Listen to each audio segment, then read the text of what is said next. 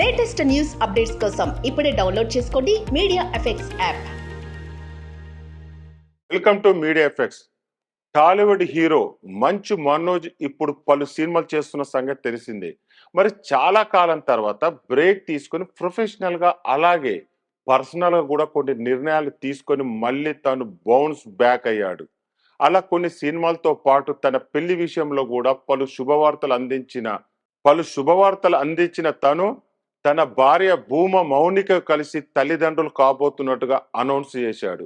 మరి ఇప్పుడు ఎట్టకేలకు వీరిద్దరు పండంటి ఆడబిడ్డకు జన్మనిచ్చి తల్లిదండ్రులుగా మారినట్టుగా అనౌన్స్ చేసి ఈ శుభవార్తని అందరితో పంచుకున్నారు. అయితే తమ ఇంటికి వచ్చిన ఈ చిట్టి మహాలక్ష్మిని పులి అంటూ అప్పుడే ఓ ముద్దు పేరు పెట్టి పిలుస్తున్నట్టుగా తెలిపారు.